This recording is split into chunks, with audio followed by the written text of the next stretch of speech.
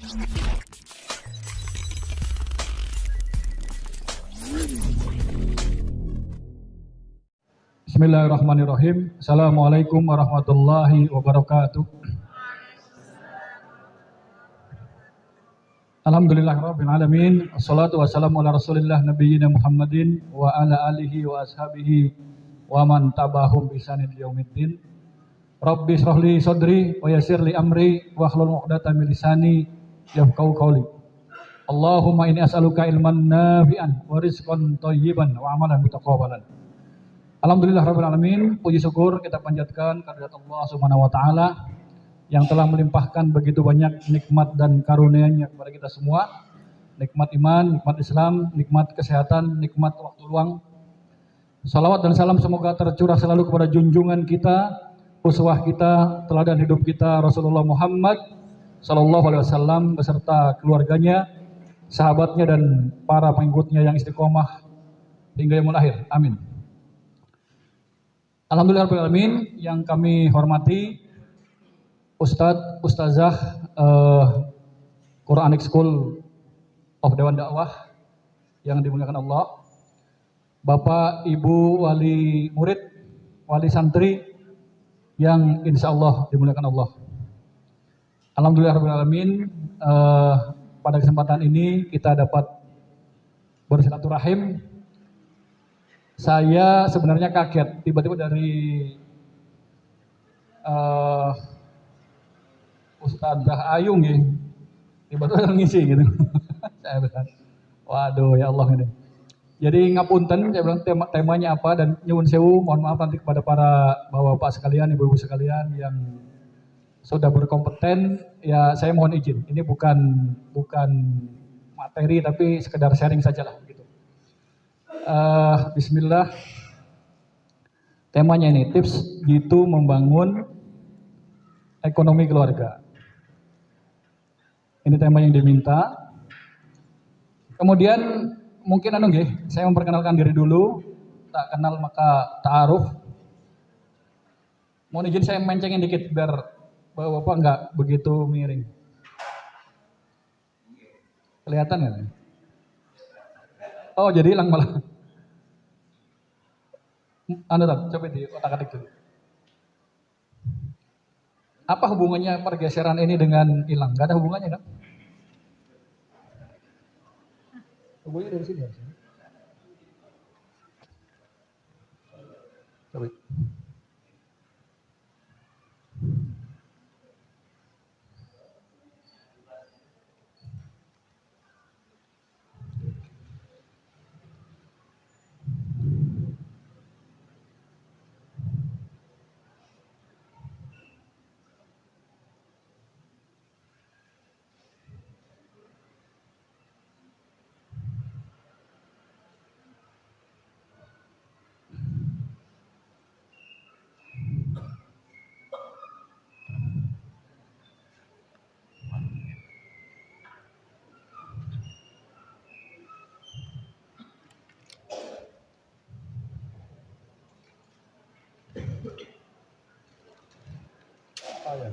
Connectingnya dari sini.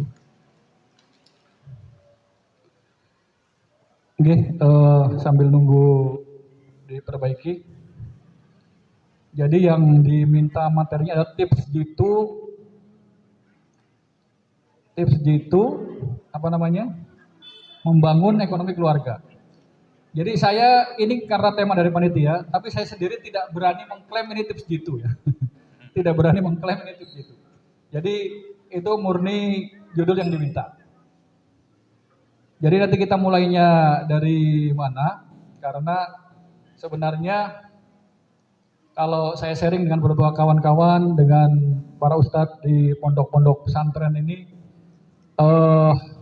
kadang yang masih belum sama persepsinya adalah tentang ekonomi keluarga itu sebenarnya seperti apa sih gitu. Jadi berekonomi secara Islam ini piye sih gitu. Jadi kadang-kadang masih, wah kita kalau bangun ekonomi kok nanti hubudunnya gitu. Hisapnya lama gitu. Itu kan jadi, itu yang perlu dikelirkan dulu. Jadi kalau bangun ekonomi, berekonomi nanti hisapnya lama. nanti hubud dunia. Tapi kita sendiri sama-sama sekarang menyadari ketika harus bangun QS juga butuh duit banyak kan sebenarnya. Harus bangun kelas. Anak-anak kita masih sekolahnya di luar ruang, meskipun alhamdulillah itu bagian dari apa namanya? Kalau menceng balikin lagi nggak apa layarnya. Jadi bagian dari monggo dengan atur biar layarnya dong. Bagian dari sekolah alam ya. Tapi artinya itu yang harus kita clearkan sekarang ini gitu. Ya, saya mengurangkan diri. Ustadz Cecep ada? Ya, saya lahir di Lebak, Banten Selatan. Sunda Tiasa, sekedik-sekedik mah. Jadi, tapi cuma lahir doang. Jadi saya SD, SMP, SMA sudah pindah ke Jawa. Bapak ibu saya orang Jawa, orang Banjarnegara. Kemudian SMA di Purwokerto, ke Akademi Tekstil Surabaya. Kemudian terakhir udah pensiun dari kerja, saya ngambil S1 Ekonomi Islam. Bukan nyari jasa, tapi benar-benar nyari ilmu. Kemudian menikah, istri saya ada di sini, Bu Yuni. Kemudian anak saya yang nomor 4 ada di QS, kelas 3 sekarang. Mariam namanya. Jadi begitu lulus kuliah, saya kerja di PT Elegan Tekstil Industri di Jawa Barat, pabrik benang. Kemudian ke Indorama di Jawa Barat juga, di Purwakarta tepatnya. 3 tahun di situ, 4 tahun total. Habis itu saya gabung sama perusahaan chemical di Bandung, punya perusahaan Korea, namanya Nice Chemical Indonesia, perusahaan chemical tekstil. Dan sama perusahaan Korea ini saya dikirim ke Mesir. Karena kebetulan perusahaan kita ekspor chemicalnya ke Mesir. Saya technical support untuk produknya. 7 tahun di sana, kemudian balik ke Indonesia, di Bandung setahun, kemudian ditempatkan di Solo, dari mulai 2009. Jadi kenapa saya ada di Solo? Karena ditempatkan perusahaan untuk supply chemical tekstilnya ke pabrik-pabrik tekstil di Jawa Tengah, Jawa Timur. Ada Sritek, ada Danliris, Batikers, segala macam. Ada 50 pabrik yang harus saya maintain. Kemudian ketika saya masih bekerja, jadi mungkin nanti ini nih poinnya di situ. Ketika saya masih bekerja 2009, istri saya jualan. Jualannya mulai dari jualan jilbab segala macam, gamis. Kemudian ada permintaan dari salah seorang guru kami menganggapnya sebagai guru besar lah gitu ya. Jadi beliau Bu Ida Al-Hijab. Bu Ida Al-Hijab itu dulu istri saya ngambil gamis, ngambil jilbab dari sana, dijual di Purwokerto segala macam. Kemudian sama beliau, Dek, lah bojo pun mau pabrik Dek, boleh kain. Akhirnya disitulah kita mulainya usaha jualan kain. Karena ada permintaan, ada saran dari beliau. Akhirnya jalan sampai sekarang. Dan ketika di tahun 2015 dirasa udah mulai repot, ada karyawan beberapa orang, istri kerepotan, akhirnya saya diminta resign. Saya akhirnya keluar dari perusahaan 2015, full ngurusin usaha Baraka Tekstil. Sama bos saya dicurigain tuh, kok kamu pindah kemana? Ketika saya memutuskan untuk resign. Karena waktu itu kerjaan lagi bagus, omset lagi bagus, performa lagi bagus. Saya tiba-tiba resign. Bos saya nggak percaya. Beliau datang ke rumah, saya nggak percaya kok. Ketika beliau telepon, kok kamu pindah kemana? Saya bilang, Pak saya nggak pindah, saya bantuin istri jualan. Nggak percaya, saya bilang, kamu pindah kemana? Gitu. Akhirnya beliau datang ke rumah, kok saya diutus Pak Wim ini pimpinan pusat di Jakarta. Beliau bilang, gimana pun caranya si Eko, bagaimana caranya, tidak boleh keluar. Kata Pak Tiongsan, orang Chinese ya. Dia datang ke rumah, kok saya disuruh Pak Wim, gimana caranya si Eko boleh keluar. Udah sampai di rumah, lihat kita jualan kain, baru percaya. Oh ya, kok sekarang saya percaya kamu benar-benar jualan gitu. Tadinya dikira saya dibaca kompetitor. Gitu. Ini usaha yang kami jalankan hari ini. Ada Baraka Tekstil, kemudian ada Baraka Apparel Indonesia. Ini posisinya di Ungaran, kita ada line jahit, ya garment lebih kecil lah gitu. Kemudian ada LKT untuk brand hijab dan gamis. Kemudian ada yang terbaru Rawata untuk brand Ikhwan. Bapak Ibu, poinnya apa ketika kita bicara membangun ketahanan ekonomi keluarga? Sebenarnya Baraka Tekstil ini adalah usaha kami yang ke-17. Jadi sebelumnya udah pernah jualan ini.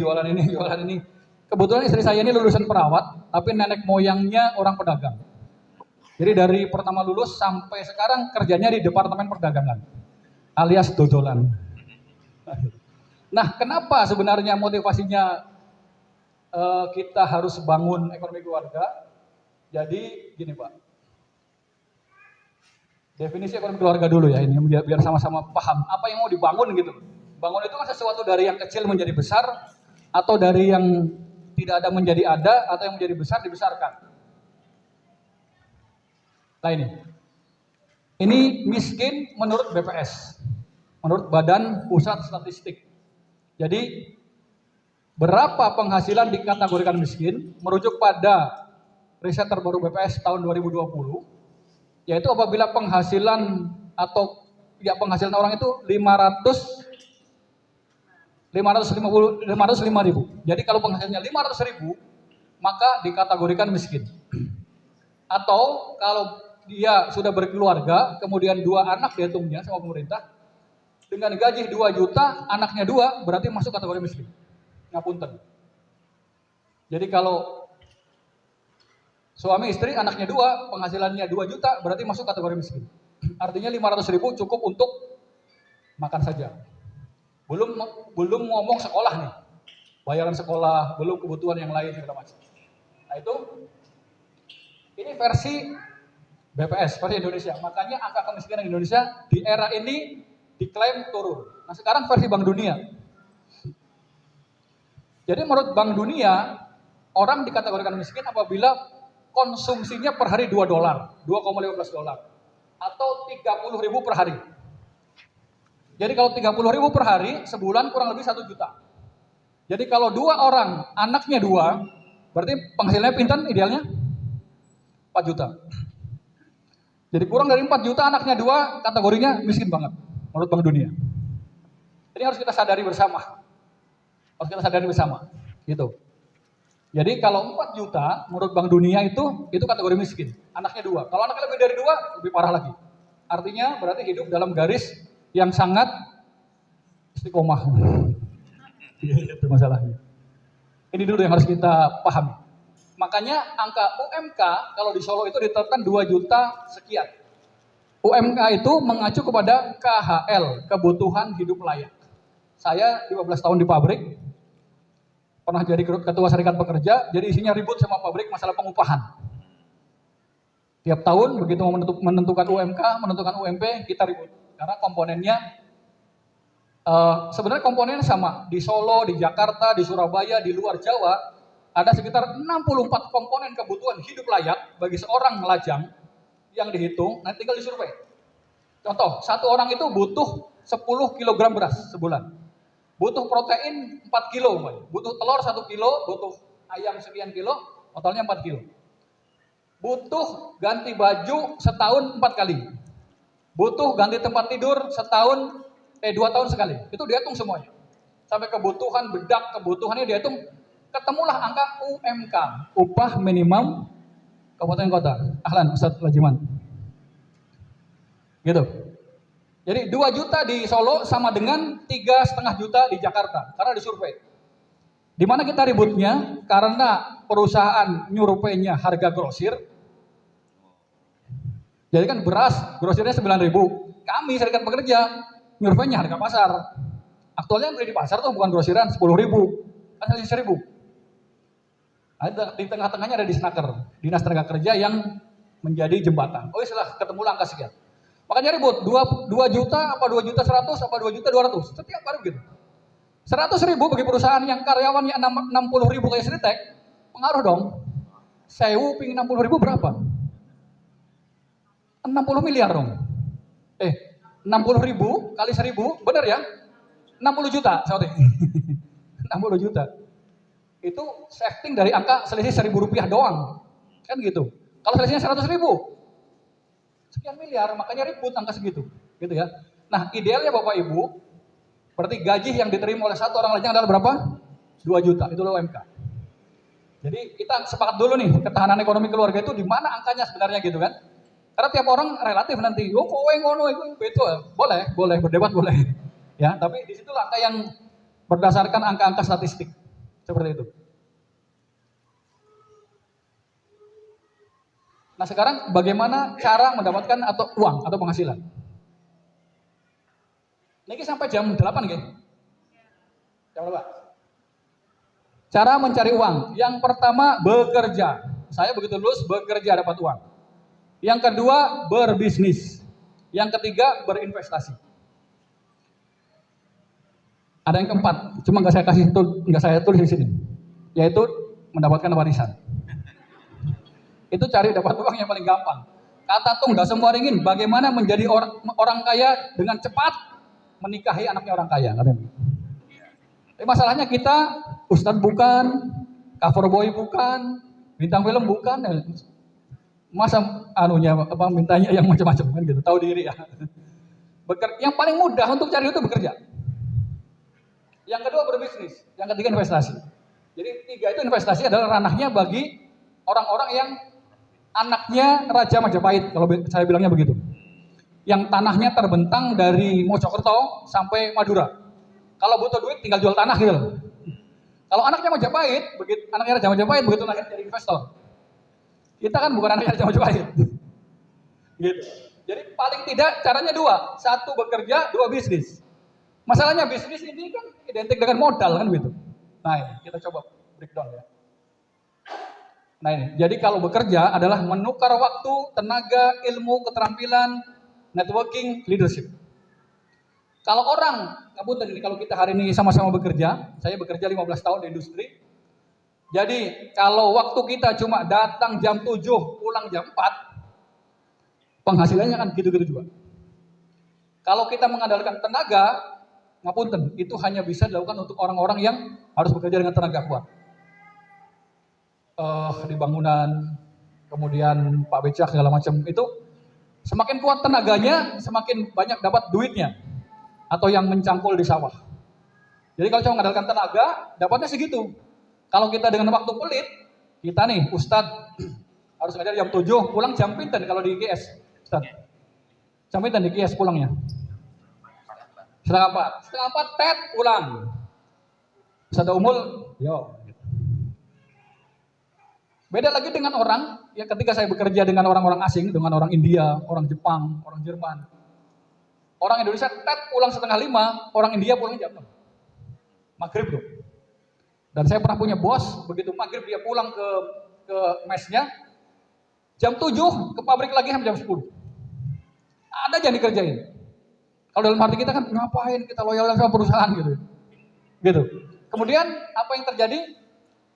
Ketika saya ke Mesir itu, nggak begitu lama saya dengar orang yang suka pulangnya jam 10, dipromosikan jadi country manager di Nigeria. Begitu perusahaan buka cabang di negara lain, dia dipromosi. Itu dari segi loyalitas waktu. Jadi orang yang hitung-hitungan sama waktu, jangan harap karirnya bagus di perusahaan. Wah, mau kan kita kewajibannya dari jam 8 sampai ini. Iya itu kewajiban. Tapi kalau kita memberikan yang sunnah, tentunya akan lebih baik. Walaupun bukan nengkono orang ngopo-ngopo gitu ya. Banyak harus dikerjakan kan begitu. Banyak impact untuk perusahaan, banyak impact untuk lembaga pendidikan, banyak impact untuk yayasan kan begitu. Yang ketiga, kalau dia punya ilmu. Ditambah lagi ilmu.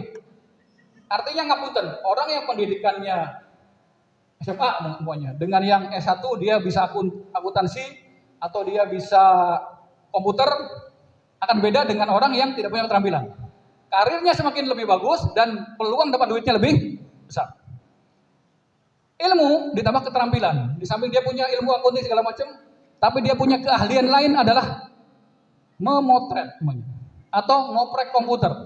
Kemana-mana kalau ada acara pasti beliau yang diajak nih. Ustaz siapa namanya? Ustaz Ibrahim. Jadi Ustaz Umul kalau ada acara yang lain pasti Ustaz Ibrahim beresin itu acara. Karena beliau udah punya keterampilan lain dibanding yang lain. Begitu Ustaz Umul mau presentasi kemana, Ustaz Ibrahim ayo ikut. Aku kok setting komputer untuk presentasi. Segala macam. Jadi orang yang punya keterampilan, ada lagi bisa nyetir. Ketika bisa nyetir, orang itu pasti diajak kemana-mana sama bosnya. Jadi begitu waktu, tenaga, ilmu, keterampilan. Yang keempat, 5, networking. Punya banyak jaringan. Ini sekolah kok butuh butuh mau renov bangunan, siapa yang punya channel untuk arsitektur? Oh ada, teman saya dulu kuliah anak arsitek di UNS gini. Ngerti. Sekolah butuh AC. Oh dia ada, teman saya di sana AC-nya murah. Pokoknya dia segala macam tahu. Kalau bahasa bos saya itu IPS-nya nilainya 10. Ini ngerti. Ada apa ngerti? Itu dia networking-nya luas, temennya banyak. Peluang dia untuk sukses di karir pekerjaan akan lebih besar dibanding orang yang tidak punya networking. Kok yang ngerti orang sih? Gak bagian benerin? Gak tahu. Ada lagi? Nggak tahu. Paling karirnya akan lebih maju daripada orang yang segala macam tahu dan peluang penghasilannya semakin besar. Terakhir adalah leadership. Orang yang punya kemampuan leadership tinggi, maka di perusahaan itu, di lembaga itu, ketika ada lowongan wali kelas, kan ada orang sama-sama bisa ngajar. Ada yang bisa ngatur anak, ada yang bisa komunikasi dengan yang tidak bisa. Pilih mana jadi wali kelas? Pilih yang leadershipnya bagus kan? Ketika ada lowongan kepala sekolah nih, Ustaz Daumul bikin sekolah lagi di mana? Siapa yang diambil?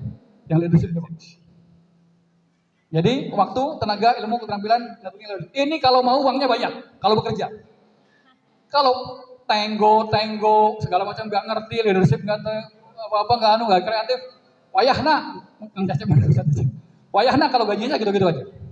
Kalau kepengen ketahanan ekonomi keluarga naik.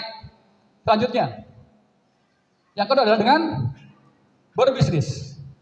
Bisnis adalah menukar sebagian waktu dan modal dengan uang. Kalau mau bisnis syaratnya apa? Yang pertama, tahu ilmunya.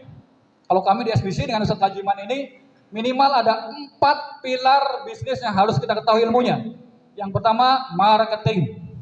Bagaimana menjual. Yang kedua, operasional. Bagaimana mengoperasikan jalannya bisnis.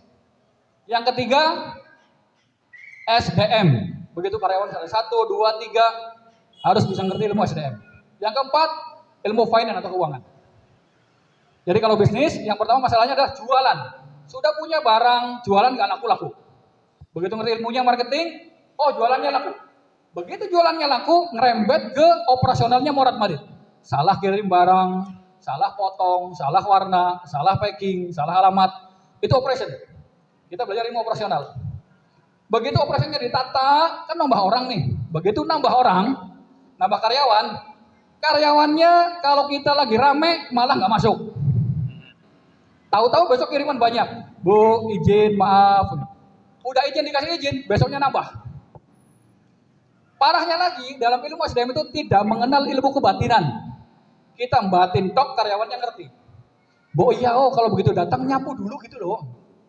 Bu, iya oh kalau ada tamu itu disambut dengan ramah gitu loh. Cuma dibatin. Nah, di ilmu SDM tidak mengenal ilmu kebatinan. Harus diomongin. Begini ya, dan banyak orang yang tidak bisa di situ. Wah, nanti kalau saya marah-marah karyawannya keluar, piye.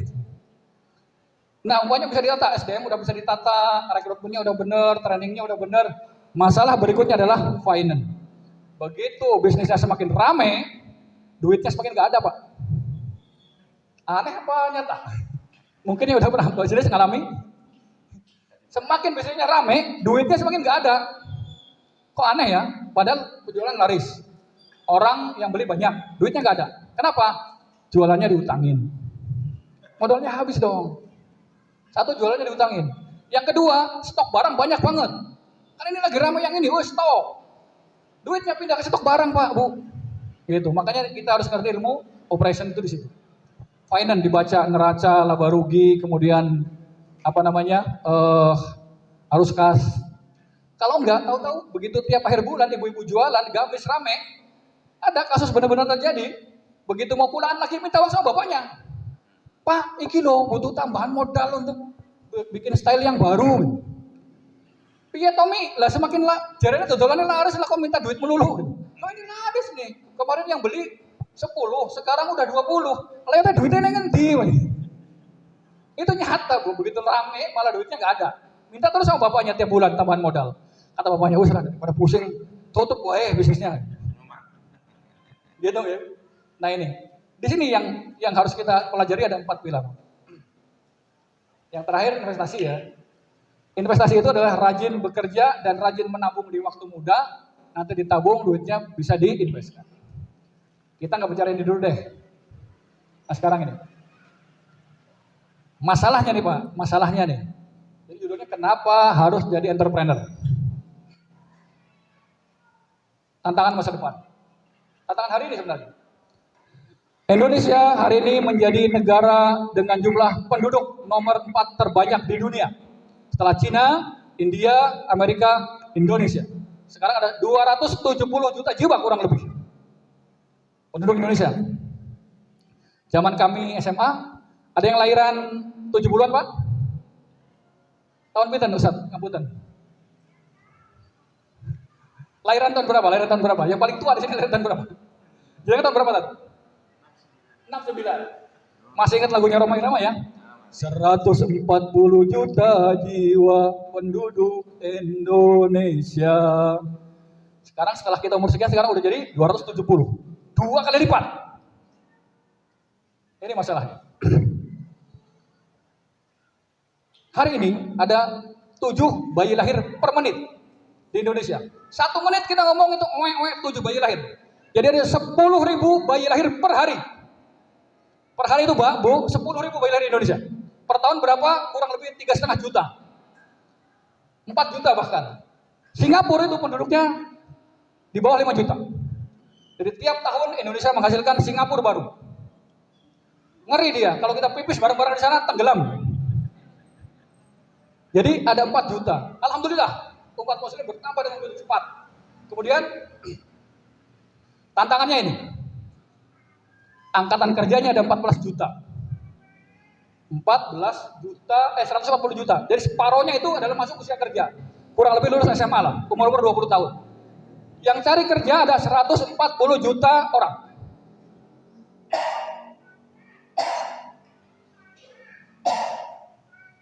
Hari ini para pengganti kerja, kita nggak bilang pengangguran ya. Jumlahnya ada 8,7 juta jiwa tahun 2021 pasca Covid. Jadi kalau anak kita hari ini lulus kuliah kok masih belum kerja, bukannya dia nggak pinter Bu, bukannya dia nggak pinter Pak, lapangan kerjanya orang-orang yang ngantri 8 juta. Jadi kok kowe ora kerja apa? Nduk kok kowe lamar orang ini kok mbok yo yang lamar orang. Masalahnya ini Pak, yang antri kerja udah 8 juta. Tiap tahun dan 700.000-nya sarjana, berarti 10%-nya sarjana S1. Dan kampus setiap tahun melahirkan minimal 1 juta lulusan baru. Wis ana sing nganggur samono, lulusan baru 1 juta. Lapangan kerja tidak bertambah.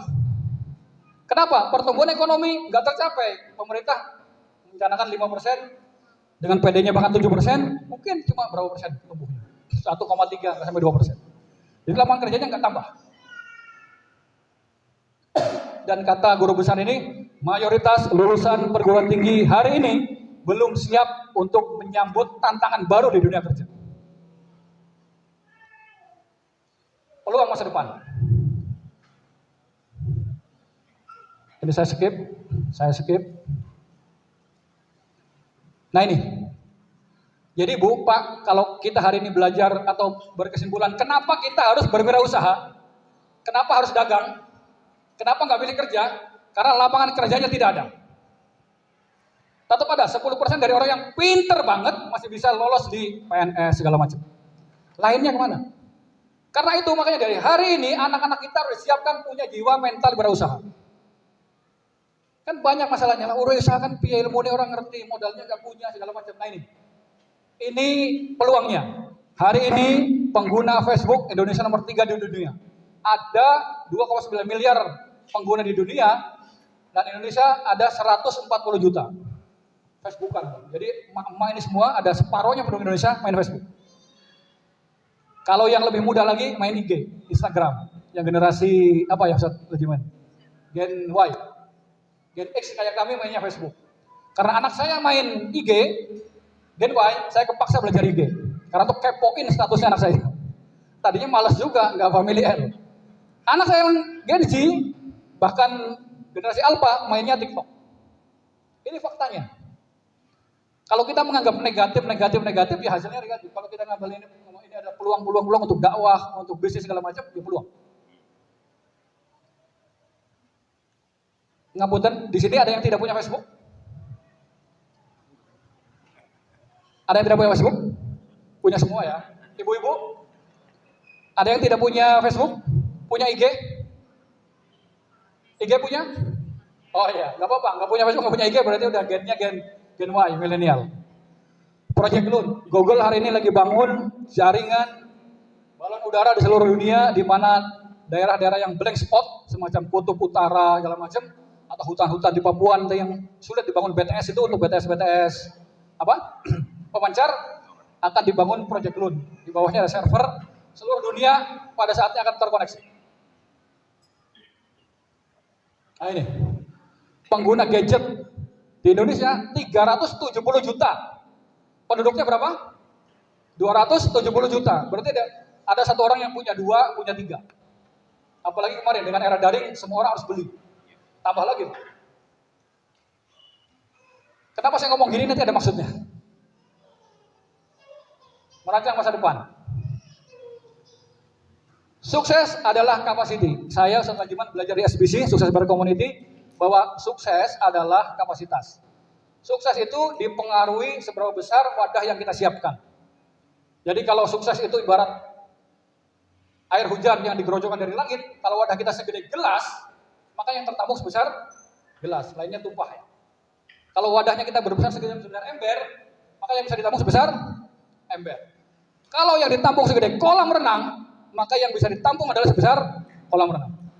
Jadi bisnis itu tidak akan lebih besar dari size kemampuan pemiliknya. Jadi pemiliknya harus gedein kapasitas dulu. Kapasitas ini rumusnya panjang kali lebar kali tinggi. Tinggi itu sumbu spiritual, hubungan dengan Allah. Panjang ini sumbu ilmu. Tadi yang harus dipelajari minimal 4 pilar bisnis. Kalau mau bisnis ya. Kemudian raga ini adalah action, leadership, tindakan. Jadi ilmunya udah keren, zikirnya kuat, tapi orang ngomong-ngomong, yang ngomong wae. Bisa juga karena siapa antara Imam Syafi'i dengan Imam Sinten ya, guru dan murid ada yang begitu ya. Tapi ikhtiarnya begitu. Kan suruh setelah sholat bertebaran di muka bumi kan. Jadi siapa yang ikhtiarnya lebih maksimal, peluang suksesnya makin besar. Ilmunya ngerti, hubungan dengan Allah bagus. Kalau di sini saya sudah tidak membahas hubungan dengan Allah. Ya Ustaz Lajiman. Orang-orang kias ini udah pastilah. Jamaahnya nggak diragukan, rawatibnya nggak diragukan, amalan sunnahnya nggak diragukan. Jadi saya nggak bahas hubungan dengan Allah. Sekarang adalah gimana perlebar ilmu dan bagaimana actionnya dimasifkan. Jadi ini sukses itu adalah iman kali ilmu kali amal. Harus seimbang. 6 area pengembangan diri ini saya skip karena ini untuk anak-anak muda. Biasanya kalau anak-anak mahasiswa, anak-anak SMA saya ngasih 6 area pengembangan. Kalau di sini udah sepuh semua, udah kelewat. Itu ya, ada pengembangan diri, kemudian ada pengembangan kepemimpinan, ada pengembangan profesi atau karir, ada pengembangan bisnis, ada pengembangan kemampuan berhubungan dengan orang lain, ada pengembangan spiritual. Ini biasanya untuk anak-anak muda saya isi ini. Kalau yang sepuh-sepuh buatan. Cara mencari ide bisnis. Jadi kan sepakat ya Bu. Tadi kalau kita mau kerja, rumusnya tadi ada 6 langkah yang harus dipenuhi. Yang masih kerja, jaga betul itu. Jangan lah kerja gini-gini, wah gaji juga gak naik-naik. Kerjanya males-malesan, tapi ada di situ terus gitu loh. Orang pindah gitu. Kan jadi benalu gitu. Jadi kerjanya males-malesan, komplain melulu. Wah, yang ini gedungnya tidak ideal, yang ini uang transport nggak ada, yang ini nggak ada, uang makan nggak ada. Tapi nih kono baik, itu jadi benalu. Jadi kalau mau kerja, 6 rumus tadi kerjakan. Waktu, tenaga, ilmu, keterampilan, networking, leadership. Asah itu. Kalau mau bisnis, ini kuncinya. Kenapa bisnis? Karena tadi Pak, lapangan kerjanya orang. Jadi ini pilihan yang harus ditempuh. Bisnis kita akan berjalan atau bertahan kalau menjadi solusi bagi permasalahan orang lain. Jangan ujuk-ujuk dagang ini, dagang itu, dagang ini, dagang itu. Habis itu komplain. Kok saya dagang kalau laku ya? Karena dagangnya maunya asal dagang. Orang lain jualan cilok, ikut jualan cilok. Orang lain jualan gamis, ikut jualan gamis. Orang lain jualan sayur, ikut jualan sayur. Ikut-ikutan, nggak ngerti apa yang akan diselesaikan. Jadi kalau mau bisnis, bisnis itu adalah menjadi solusi bagi permasalahan orang lain. Contoh, kita ambil contoh satu aja, anak kos. Di sekitar kita ada kos, di lokasi kampus. Apa kebutuhan mereka? Butuh tempat tinggal? Butuh? Butuh makan? Butuh mencuci? Butuh belanja harian? Butuh fotokopi? Ini contohnya. Jadi kalau target market kita atau peluang pasarnya seperti itu, sesuaikan kebutuhannya apa. Kalau sudah, kita mulainya dari mana? Bisnis bisa mulai satu dari yang kita punya. Aset yang kita punya. Umpamanya laptop. Saya punya laptop. Di daerah saya ada anak-anak kampus. Bisa nggak disewain laptopnya umpamanya? Atau bisa nggak saya garapin skripsi? Umpamanya. Gitu. Kemudian, kelebihan, kita punya jago masak. Pintar masak nih, masakannya enak. Kalau ada anak kos, relate nggak dengan kebutuhan dia? Relate ya, karena dia butuh makan kan, bisa buka rumah makan. Kemudian hobi kita, hobinya berenang. Hobinya berenang. Setelah jimat tiap hari Sabtu berenang berkuda memanah. Anak-anak kampus aktivis dakwah kira-kira butuh nggak dilatih renang? Oh butuh yang dilatih, buka les renang. Contohnya begitu. Dari kemampuan yang kita punya. Yang kedua, melihat bisnis di sekitar kita. Satu, bisnis yang selalu ramai. Dari zaman saya kecil, Ustaz Cecep, saya di Jawa Barat, pindah ke Jawa Tengah, sekolah di Jawa Timur, kerja di Jawa Barat lagi, semuanya tukang bakso ada. Saya ke Mesir, bakso ini jadi favorit, lebih mahal dari harga opo yo. Pokoknya tempe bakso lebih mahal dari harga daging di Mesir itu. Yang bisa bikin bakso di Mesir, mahasiswa S2 merem. Bisa sampai S2 gara-gara cuma bisa bikin bakso. Jadi contoh bisnis yang bertahan lama, bakso, soto, apalagi yang bertahan lama. Kalau bisnis itu yang kira jangan saya mau bikin mungkin makanan yang kita suka banget, tapi sebenarnya orang ini nggak ngerti banyak gitu. Karena yang ini belum ada, ya bisa, tapi gimana edukasinya? Mending jualan bakso yang udah jelas banyak peminatnya.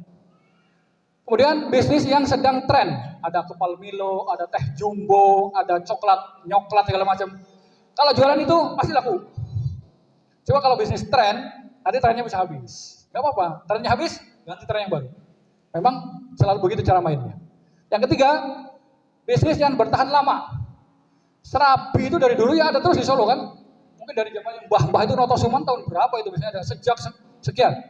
Ada lagi ayam goreng bobrek berdiri sejak tidak kebagian kursi. Ya. Jadi lihat apa yang bisnis bertahan lama berarti itu potensial untuk digarap. Nah ini ayo ciptakan lapangan kerja. Saya lewati ya.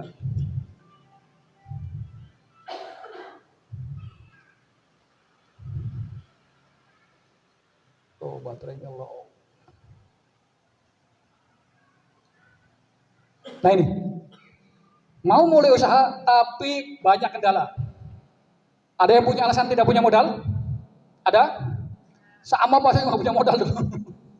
Tidak punya modal itu alasan utama orang mau bisnis. Yang kedua, tidak tahu mau usaha apa. Kepengen sih dagang, cuma saya dagang apa gitu loh yang kira-kira laku gitu. Yang ketiga, tidak tahu ilmunya. Tidak tahu ilmunya. Makanya di SBC kami sebagai community belajar itu ilmunya itu free, gratis. Yang keempat, takut bangkrut. Dulu papa saya jualan kayu, bangkrut. Dulu ibu saya jualan somai, bangkrut. Dulu mbah saya jualan pakaian, bangkrut. Malah rumahnya harus dijual, kan trauma. Kemudian takut ditipu, benar nggak? Dulu Pak saya ditipu, nggak dibayar, dibawa pergi uangnya, orangnya kabur, dicari nggak ketemu. Nah ini tahap-tahapan bisnis, ada starting, running, growing, establish, mature. Setelah itu orang ya baru mulai bisnis. Kalau baru mulai, kuncinya kerjakan apa saja yang penting menghasilkan dan halal. Itu aja rumusnya. Kalau baru mulai nih, kerjakan apa saja yang penting menghasilkan dan halal. Gak usah dirancang yang repot-repot dulu, ruwet dulu. Kerjakan dulu aja, yang penting menghasilkan dan halal. Kalau running baru ditata, growing ditata, nanti ada ilmunya. Nah ini kalau mau bisnis dengan tadi yang ditata betul. Buka oleh-oleh itu totalnya butuh duit 60 juta. Kurang lebih lah, sewa tempat, barang, karyawan. Jangan mulai dari sini dulu. Apalagi modalnya utang, repot nanti. Nah ini, bagaimana memulai bisnis dengan modal kecil, resiko kecil, potensi keuntungan besar, anti bangkrut. Apa ono ya? Dulu saya nggak percaya. Percaya nggak Bu? Ada bisnis yang modalnya kecil, resikonya kecil, potensinya keuntungan besar, anti bangkrut. Ini ilmunya Islam Bu. Nah ini. Abdurrahman bin Auf, why? Sahabat Abdurrahman bin Auf menjadi orang terkaya di Mekah waktu itu. Ketika ada perintah hijrah, semua hartanya ditinggalkan. Semuanya ditinggalkan. Jadilah beliau di Madinah menjadi orang yang termiskin. Dalam waktu singkat, Abdurrahman bin Auf jadi orang kaya lagi. Gitu loh, karena DNA-nya DNA kaya. Ketika di Madinah pakai modal nggak? Nggak pakai modal. Gitu kan? Modal kita nasi kocil nanti bangkrut tanpa utang. Abdurrahman bin Auf melihat di mana tunjukkan di mana ada pasar. Yang dicari pasar. Ya kalau sekarang mungkin bisa pasar tradisional, bisa pasar yang sifatnya digital. Shopee itu pasar bukan? Bukalapak itu pasar bukan? Facebook itu pasar bukan? TikTok itu pasar bukan? Itu pasar dan sekaligus ladang dakwah. Pasarnya sekarang beda, udah era 4.0. Saya lupa nggak cerita industri 1, 2, 3, karena nanti kita kenapa harus bermain di digital seperti itu. Abdurrahman bin Auf melihat bahwa kehidupan orang-orang Madinah adalah bercocok tanam, banyak petani segala macam. Apa yang dibutuhkan? Alat pertanian. Beliau udah punya feeling nih, ada orang selingkuh gini karena feeling bisnisnya kuat, pasti ada orang nyari barang. Nyari apa? Gini, oke. Beliau masuklah ke dalam toko-toko yang punya stok itu, beliau lobby. Bisa nggak? Saya nanti bawa dulu, saya jual, begitu dapat uangnya, saya bayar. Itu namanya ilmu negosiasi, sinergi. Abdurrahman bin Auf jago sekali untuk negosiasi. Untuk negosiasi dan sinergi dipercaya, apa yang harus dibangun? Tentunya adalah trust. Jadi Rasulullah itu alamin. Disuruh bawa barang apa aja, balik dan duitnya ada. Yang repot, bisa nggak bawa barang dulu? Bisa, monggo dibawain. Begitu bawa, ini Afan udah laku berapa? Udah laku 10. Kok belum setor? Iya, duitnya habis dipakai. Ini masalahnya. Gitu loh. Abdurrahman bin Auf nggak begitu. Ya, Abdurrahman udah membuktikan tanpa modal kapital uang gitu loh. Kepercayaan iya pasti, track record iya. Nah, ini kuncinya. Brand owner strategis. Yang pertama, cari apa yang dibutuhkan pasar. 2, cari mitra sinergi, suppliernya siapa. 3, jadi reseller marketer. 4, buat brosur. Yang kelima yang harus dikerjakan, ini selemah-lemahnya iman nih, tidak pakai modal. Buat akun sosmed, FB, IG, TikTok, marketplace. Ada Shopee, Tokped, Lazada, Bukalapak. Perbanyak kontak WA, ya, masukin banyak-banyak grup. Kuncinya apa biar sukses di ini semua? Nomor 1, jadilah orang yang baik. Jangan jadi orang yang nyebelin. Di Facebook isinya tengkar melulu. Vaksin, non vaksin, pengobatan akhir zaman, pengobatan modern, tengkar terus. Isinya tukaran toh. Jadi kalau mau jadi pedagang jangan banyak tukaran. Kalau mau jadi tukaran jadilah politisi. Memang harus tukaran kalau politisi. Kalau mau tukaran, pakai akun kelonengan gitu loh. Jangan pakai akun diri jenengan.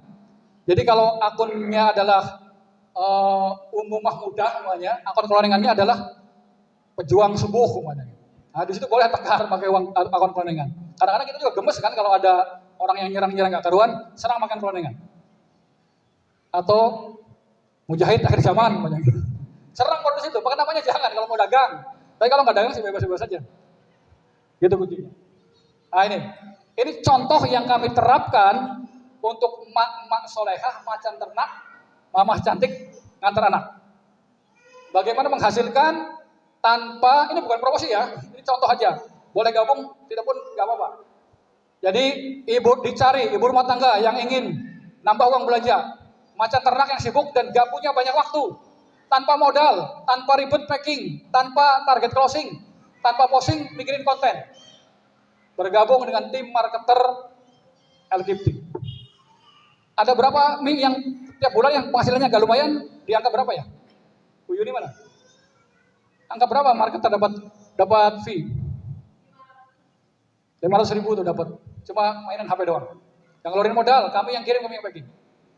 Butuh barang lain, ada Shakira, Ustadz Lajiman, pembalut, cuci ulang, higienis. Mau dijualin? Boleh. Modal dulu? Nggak usah.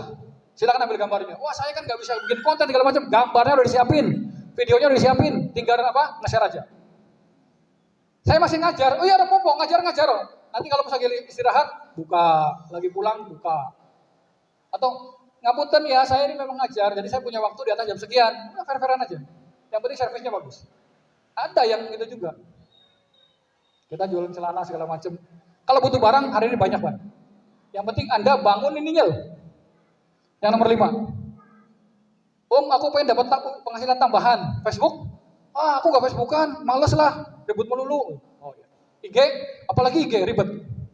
Terus kontak WA ada berapa? Ya ada 100 lah. Gimana mau jualan? Kontak WA-nya minimal 6.000 gitu. Kalau di grup GS ada ibu-ibu yang di add semuanya. Ngapunten ya, di save segala macam. Gitu, Bapak Ibu sekalian, pas waktunya jam 8 lebih 3 menit.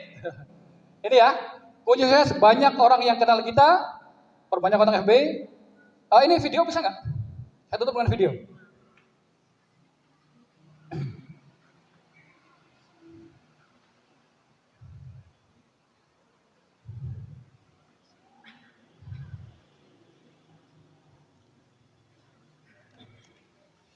Suaranya tetap ada. Suara nggak keluar ya?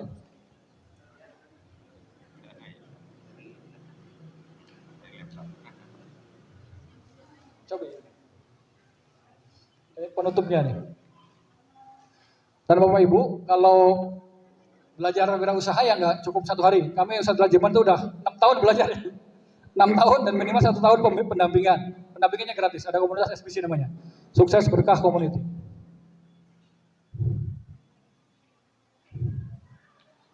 Nggak keluar ya? Ini videonya di luar slide. Oke, kalau videonya nggak bisa disetel, intinya begini Bapak Ibu. Sebagai penutup,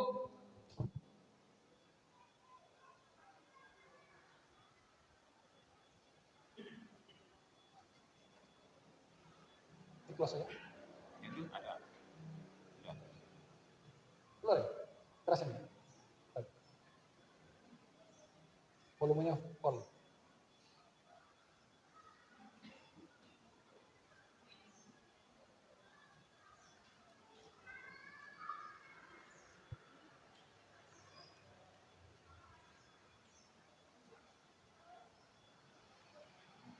Kalau enggak kembali ke slide yang terakhir tadi. Oh, baterainya habis. Alhamdulillah baterainya habis, pas. Jadi gini Bapak Ibu, kunci sukses. Nomor 1, semakin banyak orang yang kenal kita, maka peluang sukses akan semakin besar. Di jalan, ada orang yang dikenal oleh 100 orang. Dan ada lagi orang lain dikenal oleh 1.000 orang. Kira-kira peluang sukses yang mana yang semakin besar? Yang dikenal banyak orang. Yang kedua, dari banyak orang yang kenal itu, banyak orang yang suka dengan kita. Semakin banyak orang yang suka dengan kita, maka peluang sukses semakin besar. Yang ketiga adalah semakin banyak orang yang percaya dengan kita. Jadi banyak dikenal orang, banyak disukai orang, banyak dipercaya orang. Itu kuncinya. Kalau kepengen banyak dikenal orang, berarti harus apa? Posting. Narsis. Tidak, narsis tidak eksis, jualannya tidak laris. Itu rumusnya kalau di sosmed. Nggak harus fotonya mejeng, barangnya aja yang mejeng. Banyak dikenal orang, yang kedua banyak disukain orang. Gimana biar banyak disukain orang? Helpful, banyak membantu, jangan berdebat, jangan ayal-ayalan. Ya, jangan ikut-ikutan grup ini, pokoknya di sosmed citrakan yang baik. Kalau mau ribut sama suaminya aja di rumah. Yang ketiga, banyak dipercaya. Oh iya, kirim tanggal sekian, barangnya kayak gini, itu kunci. Jadi untuk menjadi sukses adalah 1, banyak dikenal orang, 2, banyak dipercaya orang, disukai orang, yang 3, banyak dipercaya orang. Terima kasih, saya yakin ini tidak memuaskan, karena kami harus belajar 6 tahun yang Ustadz Rajiman untuk belajar bisnis. Tapi kalau Anda mau bergabung, ada komunitas SBC, Sukses Berkah Community. Joinnya free, nggak ada duitnya. Kalaupun bayar, untuk kita sendiri, untuk makan, untuk tempat segala macam. Terima kasih, mohon maaf pada hadirin sekalian, Ustadz-Ustadzah, ibu-ibu. Kalau ada salah kata mohon dimaafkan. Terima kasih, wassalamualaikum warahmatullahi wabarakatuh.